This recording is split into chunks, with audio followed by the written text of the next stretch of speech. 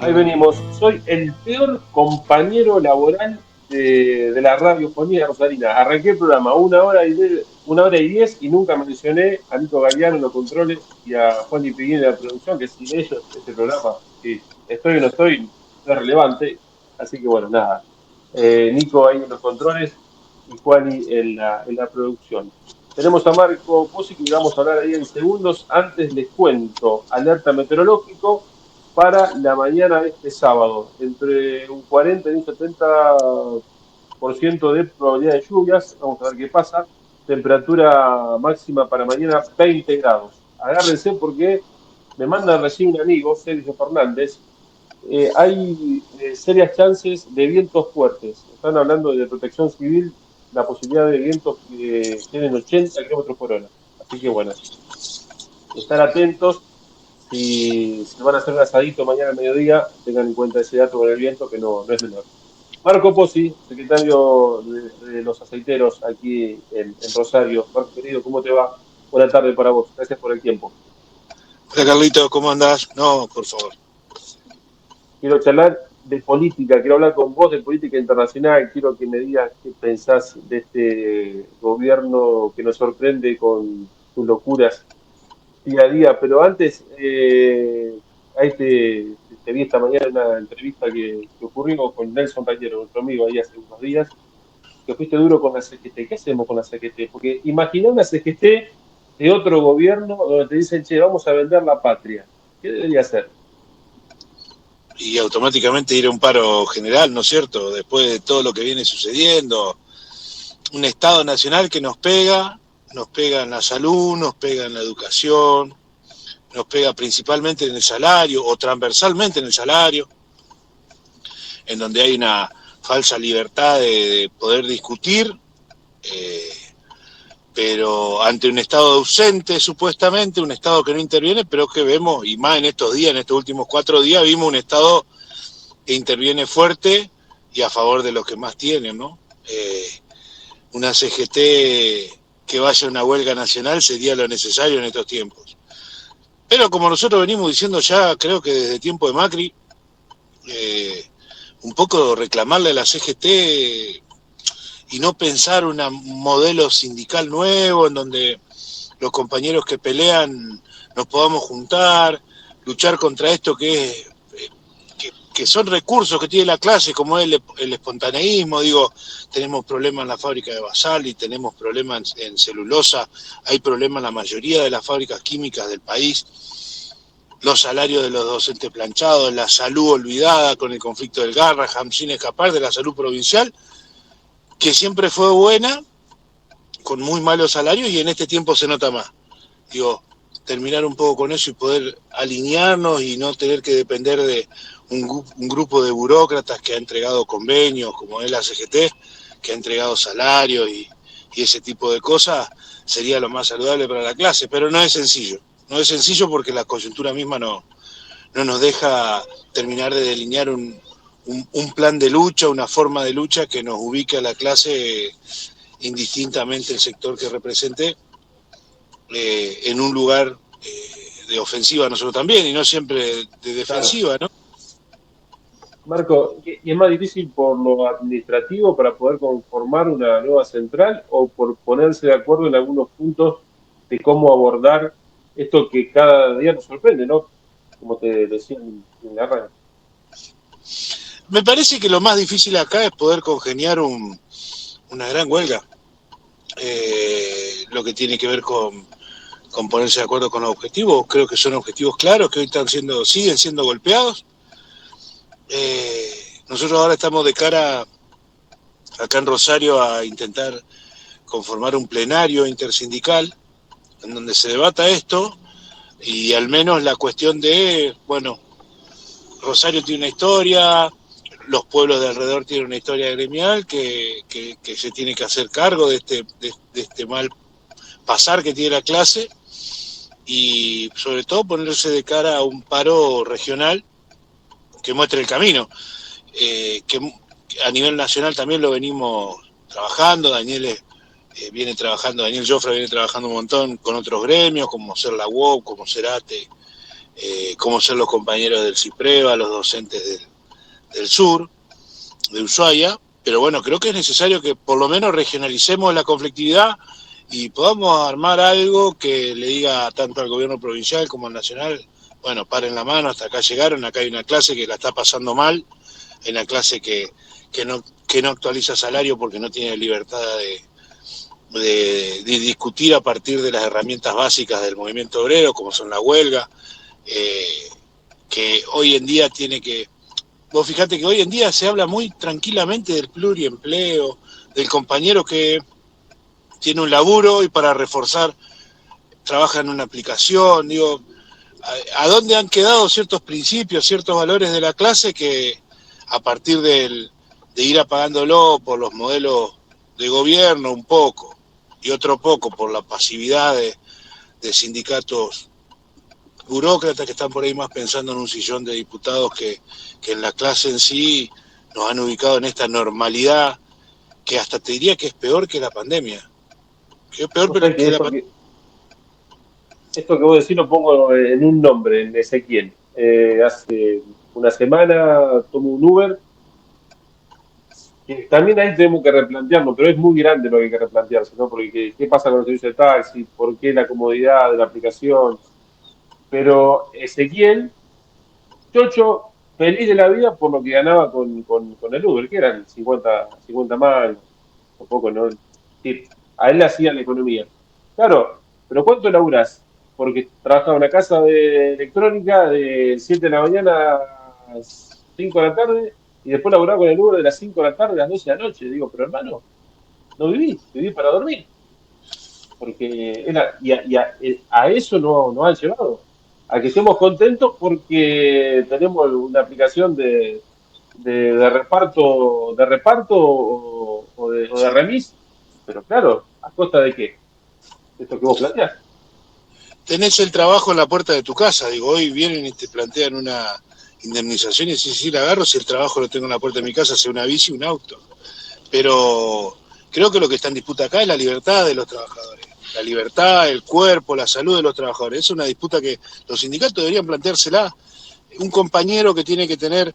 Mirá, yo tengo un docente en la universidad que la vez pasada me contaba que tiene 5 cargos, que es el máximo que puede tener un docente. Y está contando los porotos para llegar a fin de mes. Entonces voy a decir, hay algo que está mal y tiene que ver con esta venta desde el sistema neoliberal, desde el capital, de que vos sos más libre cuando disponés de tu tiempo. Y en realidad, como vos decís, un compañero que trabaja en Uber, hoy un compañero que trabaja en un taxi, un compañero que trabaja en Uber, un compañero que hace reparto, está entre 12 y 16 horas eh, para vivir ese día, para vivir ese mes, sin contemplar la salud, sin contemplar eh, la jubilación que hay que pagar, sin contemplar si se quiere tomar vacaciones. Entonces me parece que lo que está en disputa y lo que está confuso es que la libertad la vamos a conseguir mucho más fácil si afrontamos esto colectivamente. Eh, si nosotros los sindicatos que tenemos una posición dentro del sistema financiero, del sistema económico del país, nos hacemos cargo de estos sectores que, como son los sectores de plataforma, que por ahí están más vulnerados y que además son individualizados. Entonces, creo que hay que armar algo que nos permita ver que la libertad llega desde otro lugar, de la lucha colectiva, de poniéndole el cuerpo no solo al trabajo, sino a defender nuestros derechos. Este falso mundo de libertad que nos construyeron en los últimos 10, 12 años y que tienen que ver y nacen o se conforman a partir del consumo, nos han hecho esclavos. Nos han hecho esclavos de vivir para poder consumir y ser esa imagen feliz que generalmente te muestran en varias de esas representaciones, ¿no?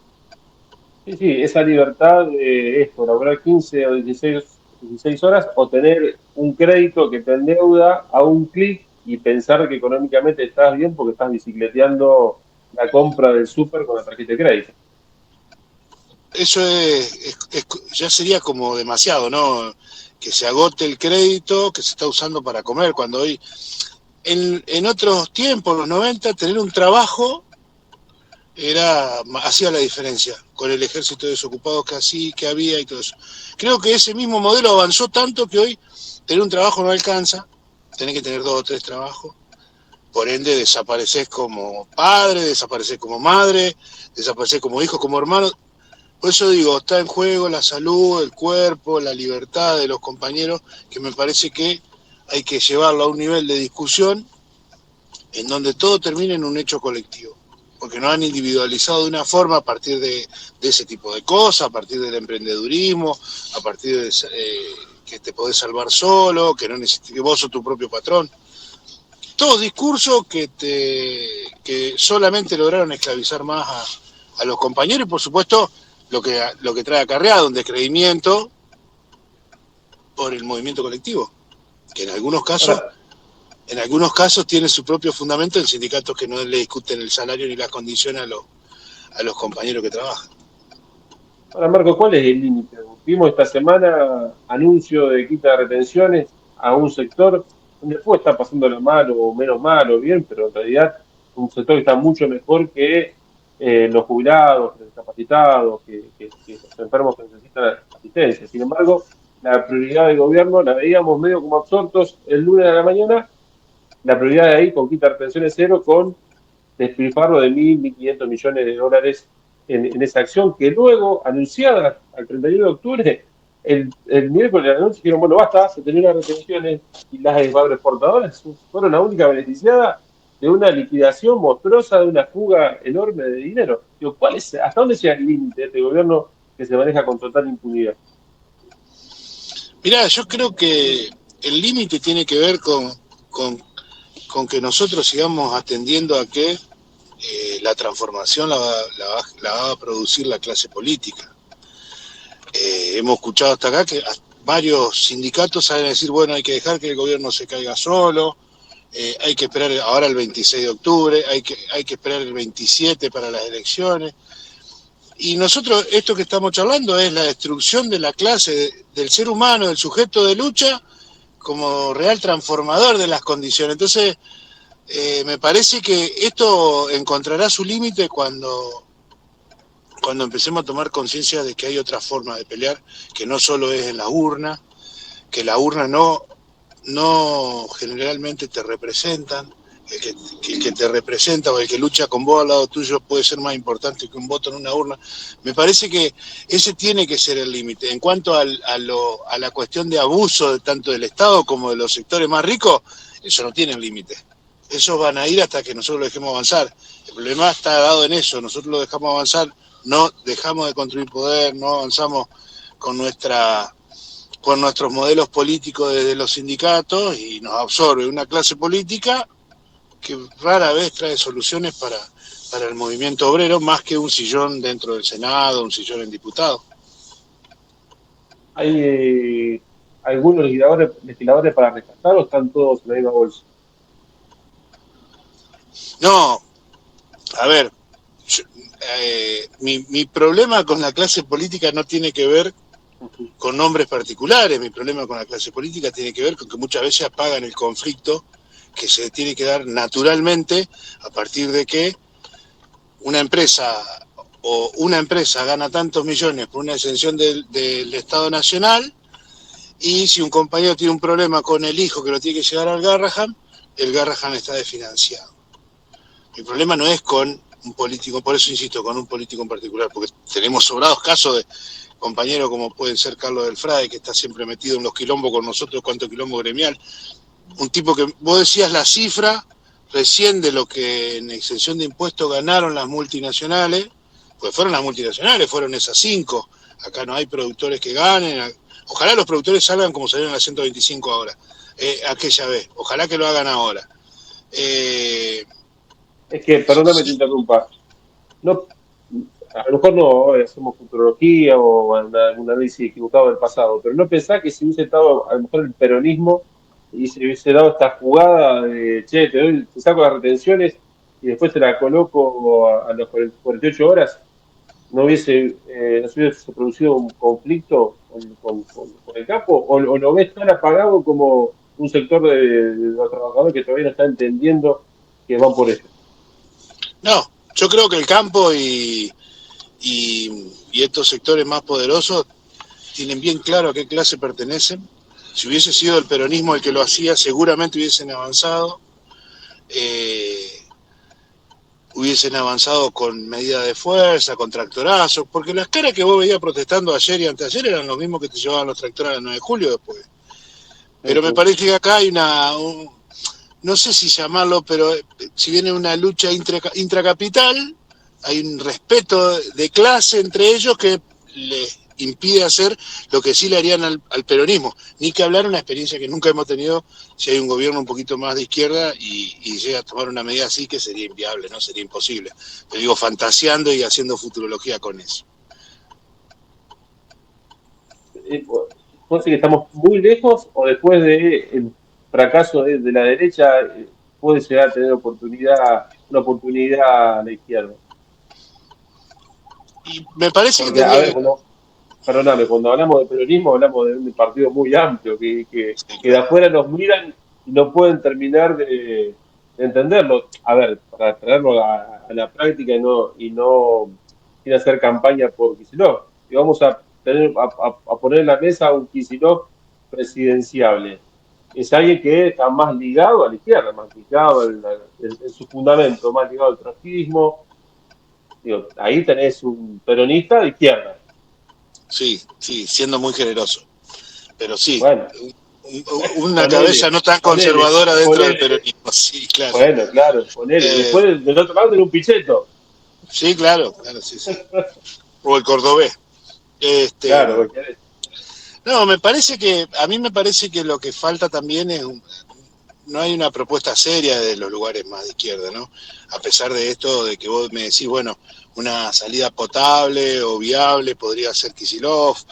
Sabemos que él tiene una mirada keynesiana de la economía y no me cabe duda que estaríamos muchísimo mejor que ahora discutiendo otro tipo de cosas que no son el hambre,